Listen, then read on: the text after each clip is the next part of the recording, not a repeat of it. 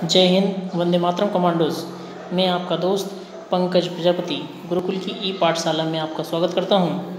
दोस्तों, आज हम शुरू कर रहे हैं व्यापम में आने वाले सभी महत्वपूर्ण विज्ञान के प्रश्नों की एक श्रृंखला। उस श्रृंखला में जितने भी प्रश्न अभी तक विज्ञान के आ चुके हैं पुराने पेपरों में, उन सबको हम सम्मिलित करने का प्रयास करेंगे। तो आज हमारी पहली क्लास है, तो आप लोग ध्यान से इन प्रश्नों को समझिए और इन प्रश्नों के माध्यम से मैं कोशिश करूँगा कि आपके पूरे कॉन्सेप्ट आपके क्लियर हो जाए, ऐसा मैं प्रयास करूँगा। तो देखते हैं आज का पहला प्रश्न।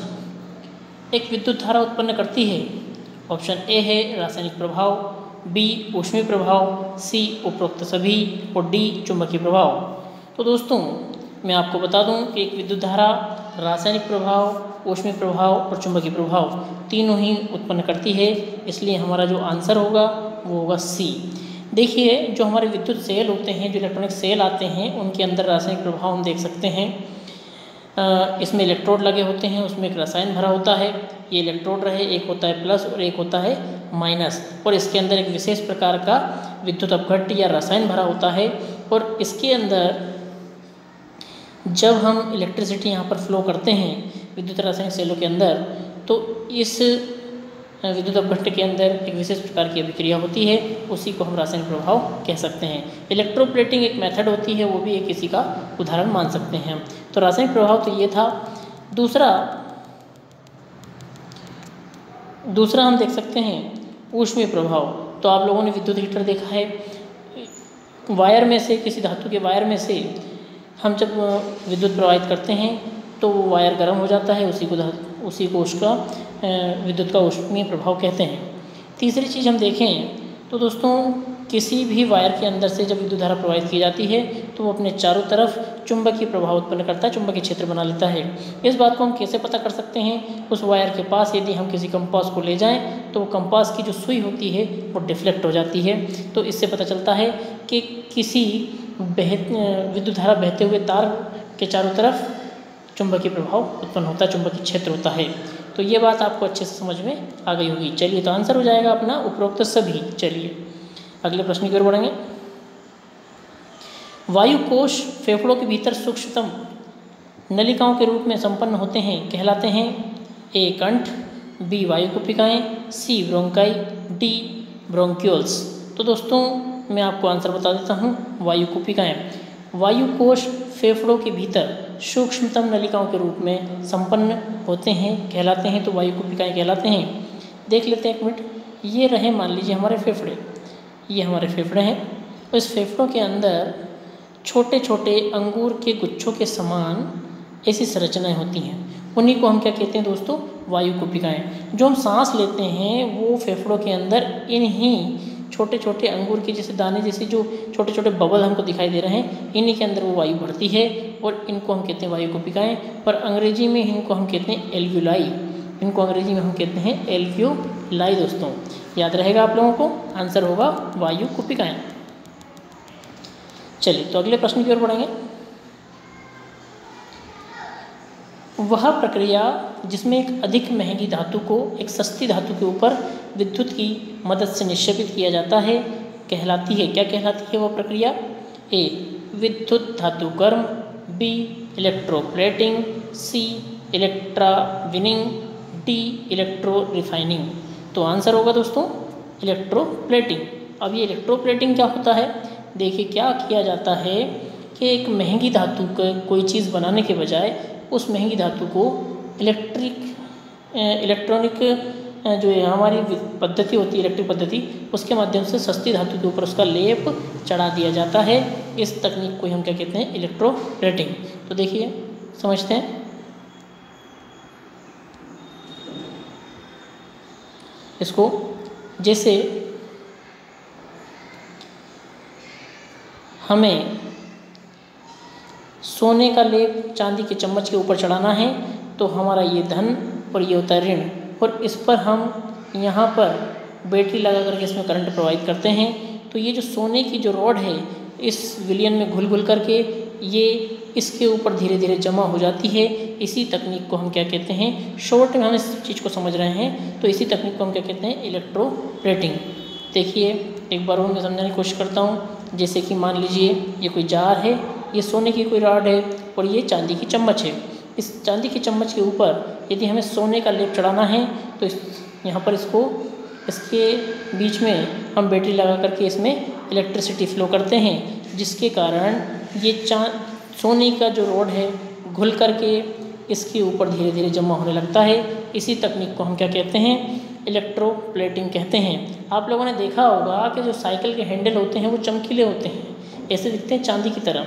उसके ऊपर लेप चढ़ाया जाता है, वो लोहे के ऊपर लेप चढ़ाया जाता है, इसलिए वो चमकीले दिखाई देते हैं। तो दोस्तों ये था इलेक्ट्रोप्लेटिंग। तो हमारा जो आंसर होगा वो इलेक्ट्रोप्लेटिंग होगा। चलिए अगले प्रश्न की ओर बढ़ेंगे। भिन्न भिन्न रंगों का प्रकाश यानी कि अलग अलग रंगों का प्रकाश जब वायु से होकर गुजरता है तो संचरित होता है, तो किससे होकर संचरित होता है? ए ध्वनि के वेग से, वायु के वेग से, भिन्न भिन्न वेगों से या समान वेगों से। तो दोस्तों आंसर हमारा होगा समान वेगों से। किसी भी रंग का प्रकाश हो जब वो वायु से गुजरेगा तो उसका वेग समान होगा। सभी रंगों के प्रकाश का वेग एक समान होगा, समान वेग से। चलिए अगले प्रश्न की ओर बढ़ते हैं। सीवर पाइप बने होते हैं, सीवर पाइप बने होते हैं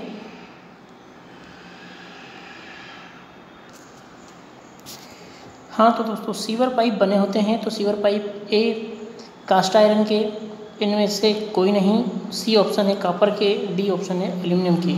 तो दोस्तों आंसर जो होगा वो होगा कास्ट आयरन के।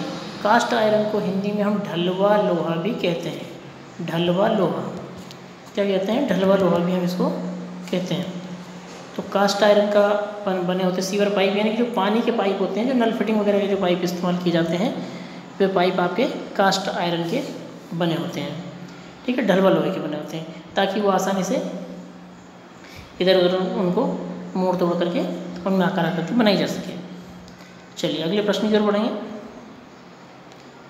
एक सतह को दूसरी सतह पर गति का विरोध करने वाला बल है। ए बॉल बियरिंग, बी स्नेहलता, सी घर्षण, डी न्यूटन। तो आंसर होगा घर्षण। आंसर क्या होगा? घर्षण। देखिए जब ये कोई सतह है, इस सतह के ऊपर यदि कोई दूसरा कोई पदार्थ, कोई चीज़ यदि इसके ऊपर फिसल रही है तो इसके फिसलने का इसके विरोध में, इसकी विपरीत दिशा में लगने वाला एक विशेष बल है घर्षण बल, जो इसकी गति का विरोध करता है। तो इसी को हम क्या कहते हैं? घर्षण बल। चलिए अगले प्रश्न की ओर बढ़ेंगे। हाँ, आंसर होगा इसका घर्षण। चलिए अगले प्रश्न की ओर बढ़ते हैं। कंपनशील वस्तु की उसकी माध्यावस्था से अधिकतम दूरी कहलाती है। ए गुणवत्ता, बी आवृत्ति, सी आयाम, डी तारक। तो आंसर होगा आयाम। आंसर होगा आयाम। किसी कंपनशील वस्तु की, जैसे कि आप तरंग पढ़ते हैं, ये कोई कंपनशील वस्तु है, इस प्रकार से इसमें कंपन होता है, तो अपनी माध्य स्थिति से वो अधिकतम दूरी को हम क्या कहते हैं दोस्तों? किसी कण की माध्य स्थिति से अधिकतम ऊंचाई को या अधिकतम दूरी को हम कहते हैं आयाम। आंसर होगा आयाम। तो इसको हम कहते हैं आयाम।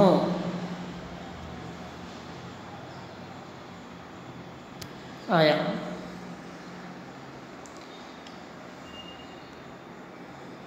तो आंसर हो जाएगा हमारा आयाम। चलिए अगला प्रश्न है हमारा, उदासीनीकरण अभिक्रिया में अम्ल क्षार के साथ क्रिया करके देता है। ए अन्य क्षार, बी अन्य अम्ल, सी अन्य अम्ल एवं अन्य अम्ल क्षार, डी लवण जल। तो आंसर होगा दोस्तों लवण एवं जल। उदासीनीकरण की अभिक्रिया किसे कहते हैं? पहले तो जब भी किसी अम्ल की अभिक्रिया किसी क्षार के साथ की जाती है तो जल प्लस लवण का निर्माण होता है। इस घटना को ही इस अभिक्रिया को ही हम क्या कहते हैं? उदासीनीकरण की अभिक्रिया। यानी कि अम्ल और क्षार की अभिक्रिया को ही क्या कहते हैं? उदासीनीकरण की अभिक्रिया। और इस अभिक्रिया में हमेशा जल और लवण का ही निर्माण होता है। लवण का अर्थ होता है, लवण का सामान्य भाषा में अर्थ होता है नमक, या इंग्लिश में इसको कहते हैं सॉल्ट। ठीक है दोस्तों, तो आंसर क्या हो जाएगा? लवण एवं जल। चलिए एक और भी बात मैं इसके बारे में बता देता हूँ, जैसे कि HCl एक अम्ल है और इसकी अभिक्रिया हम सोडियम हाइड्रोक्साइड के साथ करवा दें, जो कि एक क्षार है। तो यहाँ पर हाइड्रोजन अभिक्रिया करता है OH के साथ और Na करता है Cl के साथ, तो जो उत्पाद बनेगा वो बनेगा NaCl प्लस H2O। ये जल रहा और ये रहा लवण। तो चलिए समझ में आ गई होगी आपको बात। तो आंसर हो जाएगा लवण एवं जल। चलिए अगले प्रश्न पर बढ़ते हैं। मृदा में उगने वाली फसलों की उपयुक्तता निर्भर करती है उसके स्पर्शानुभव पर, रंग पर, C प्रकाश पर। आंसर होगा उपरोक्त सभी। आंसर हो जाएगा आपका उपरोक्त सभी। मृदा में उगने वाली जो फसलों की उपलब्धता या उपयुक्तता है वो सभी पर निर्भर करती है। आंसर डी होगा। चलिए अगले प्रश्न की ओर बढ़ते हैं। ताजमहल को किस प्रदूषण से खतरा उत्पन्न हो रहा है? A carbon dioxide, B sulphur dioxide, C chlorine, D oxygen. तो आंसर होगा सल्फर डाइऑक्साइड। इस O2 से ताजमहल को बहुत खतरा है। इस प्रदूषण से ताजमहल को सबसे ज़्यादा खतरा हो रहा है, क्योंकि सल्फर डाइऑक्साइड बरसात की पानी के साथ मिलकर के सल्फ्यूरिक अम्ल का निर्माण करता है, जो कि ताजमहल के संगमर पर जाकर के गिरता है और उसे संचालित करता है, उसको खराब करता है। इसीलिए ताजमहल का रंग धीरे धीरे सफ़ेद से पीला पड़ता जा रहा है। तो आंसर होगा SO2। चलिए अगले प्रश्न की ओर बढ़ते हैं। परमाणुओं के किस समूह की परमाणु त्रिज्या समान है? A ऑप्शन है हमारा sodium, potassium, rubidium, caesium. B option है हमारा लिथियम, बेरिलियम, बोरॉन, कार्बन। तीसरा ऑप्शन है आयरन, कोबाल्ट, निकल। और चौथा ऑप्शन है फ्लोरीन, क्लोरीन, ब्रोमीन और आयोडीन। तो आंसर होगा हमारा फ्लोरीन, आयरन, कोबाल्ट और निकल। इनकी परमाणु त्रिज्या क्या होती है दोस्तों? समान होती है। अब पहले हम परमाणु त्रिज्या समझें। मान लीजिए ये कोई परमाणु है। परमाणु जो चीज़ होती है वो किसी भी पदार्थ के छोटे से छोटे कणों को हम क्या कहते हैं? परमाणु कहते हैं। तो ये रहा हमारा परमाणु और परमाणु का ये रहा नाभिक, ये रहा नाभिक। और नाभिक से अंतिम कक्षा के बीच की जो दूरी होती है उसी को हम क्या कहते हैं? परमाणु त्रिज्या। उसी को हम क्या कहते हैं? परमाणु त्रिज्या कहते हैं। अब उसी चीज़ को हम परमाणु त्रिज्या कहते हैं। तो दोस्तों आयरन, कोबाल्ट और निकल, इन तीनों की परमाणु त्रिज्या क्या होती है? समान होती है। चलिए अगले प्रश्न की ओर बढ़ेंगे। दो भिन्न जीवों के बीच संबंध जिसमें दोनों लाभान्वित होते हैं कहलाते हैं A परजीवी, B सहजीवी, C पोषण, D मृतोपजीवी। तो आंसर होगा सहजीवी। देखिए दो जीव हैं और दोनों एक दूसरे को यदि लाभ पहुंचाते हुए अपने साथ साथ जीवन जीते हैं तो ऐसे संबंध को हम क्या कहते हैं? सहजीवी संबंध। एग्जाम्पल हम इसका लाइकेन भी लिख सकते हैं। इसका एक बहुत ही महत्वपूर्ण उदाहरण लाइकेन है। लाइकेन सहजीवी संबंध का बहुत अच्छा उदाहरण लाइकेन है। चलिए अगले प्रश्न की ओर बढ़ते हैं। घर्षण बल निम्न के बढ़ने के साथ बढ़ते हैं। तो A इनमें से कोई नहीं, B सतह के चिकनेपन से। सतह का चिकनापन यदि बढ़ाएंगे तो घर्षण बल घटेगा दोस्तों। C सतह के खुरदरेपन से। यदि दो वस्तुएं हैं एक दूसरे के ऊपर फिसल रही हैं और उनके बीच की सतह का यदि खुरदरापन बढ़ा दिया जाए तो घर्षण बल बढ़ेगा। D ऑप्शन है दोनों पिंडों के मध्य की दूरी से। तो आंसर जो होगा हमारा वो होगा सतह के खुरदरेपन से। यानी कि कोई भी दो वस्तुएं हैं उनके बीच की सतह का यदि खुरदरापन बढ़ा दिया जाए तो घर्षण बल बढ़ेगा। अब घर्षण बल किसे कहते हैं? यदि किसी सतह पर कोई वस्तु इस तरह से फिसल रही है तो इस वस्तु के फिसलने का जो बल विरोध करता है विपरीत दिशा में, उसी को हम क्या कहते हैं? घर्षण बल कहते हैं। चलिए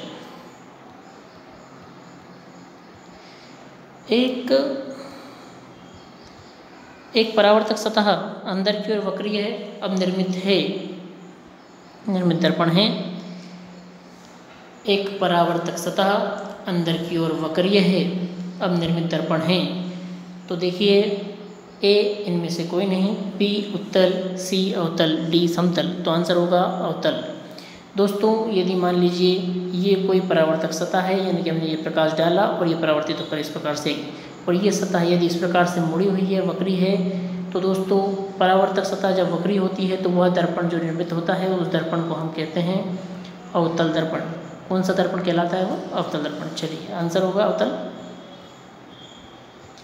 गेहूं में काला कीट रोग उत्पन्न होता है ऑस्ट्रेलेगो द्वारा, बी राइजोपस द्वारा, सी पक्सिनिया द्वारा, डी पेनिसिलियम द्वारा। तो सी आंसर होगा पक्सिनिया द्वारा। आप इसको याद कर लें, गेहूं में काला कीट रोग पक्सिनिया द्वारा उत्पन्न होता है। चलिए अगले प्रश्न की ओर बढ़ते हैं। एस्कॉर्बिक अम्ल कहलाता है A vitamin B, B vitamin A, C vitamin C, D vitamin D. तो आंसर होगा विटामिन सी। विटामिन सी का जो रासायनिक नाम है दोस्तों वो एस्कॉर्बिक अम्ल है। चलिए आंसर सी होगा इसका। अगले प्रश्न की ओर बढ़ते हैं। स्टील के कप में गर्म चाय को पीने की तुलना में इसे एक पोर्सिलीन कप में पीना अधिक आसान होता है, क्योंकि ए पोर्सिलीन कप में हैंडल लगा होता है, बी स्टील कप में चाय तुलनात्मक रूप से अधिक तेज़ी से ठंडी होती है, सी पोर्सिलीन एक ऊष्मा कुचालक होता है, डी उपरोक्त सभी। तो आंसर होगा दोस्तों पोर्सिलीन एक ऊष्मा कुचालक होता है। पोर्सिलीन का अर्थ यहाँ पर चीनी मिट्टी के जो कप आते हैं, चीनी के जो कप आते हैं उसी से है, वह ऊष्मा का कुचालक होता है, इसलिए उसमें चाय पीना आसान होता है। चलिए कौन सा चरण वनों के संरक्षण के लिए लिया जाना चाहिए? ए वृक्षों की कटाई पर प्रतिबंध, बी वन आग को रोकना, सी बंजर भूमि पर वृक्षारोपण, डी उपरोक्त सभी। तो दोस्तों वनों के संरक्षण के लिए कौन से चरण अपनाने चाहिए? तो वृक्षों की कटाई पर प्रतिबंध, रोक लग जानी चाहिए, बिल्कुल लग जानी चाहिए। आग से रोकना चाहिए, आग रोकना चाहिए जंगलों की। बंजर भूमि पर वृक्षारोपण करना चाहिए, उपरोक्त सभी। तो आंसर होगा उपरोक्त सभी। चलिए अगले प्रश्न की ओर बढ़ेंगे। एसिटिक अम्ल किसके द्वारा उदासीनीकृत होता है? A sodium hydroxide, B nitric अम्ल, सी सल्फ्यूरिक अम्ल, डी सिट्रिक अम्ल। तो दोस्तों मैं पहले भी आपको बता चुका हूँ कि कोई भी अम्ल हमेशा क्षार से ही उदासीन होता है। यदि किसी अम्ल को आपको उदासीन करना है तो उसकी अभिक्रिया आपको क्षार से करवानी पड़ेगी। तो जैसे कि आपको यहाँ अम्ल दिया हुआ है तो हम यहाँ देखते हैं नाइट्रिक अम्ल एक अम्ल है, सिट्रिक अम्ल भी एक अम्ल है और सल्फ्यूरिक अम्ल भी एक अम्ल है। तो कोई भी अम्ल को कभी उदासीन नहीं करता, इसलिए आंसर होगा हमारा ए यानी कि सोडियम हाइड्रोक्साइड NaOH, यानी कि एसिटिक अम्ल को सिर्फ एक क्षार ही उदासीन कर सकता है और इन चारों ऑप्शन में सिर्फ जो क्षार है वो सोडियम हाइड्रोक्साइड ही है, इसलिए कौन उदासीन करेगा? Sodium hydroxide. चलिए आंसर होगा ए। तो ये हमारे आज के कुछ महत्वपूर्ण प्रश्न थे। आज की हमारी पहली क्लास थी दोस्तों। अगली क्लास में और भी जो व्यापम में प्रश्न पूछे गए हैं विज्ञान से अभी तक, वो सारे प्रश्न मैं सम्मिलित करूंगा। तो दोस्तों आप इन प्रश्नों के माध्यम से पढ़िए, समझिए, जो भी पेपर में आ चुके हैं वही प्रश्न इसमें मैं सम्मिलित कर रहा हूँ। जय हिंद, जय भारत।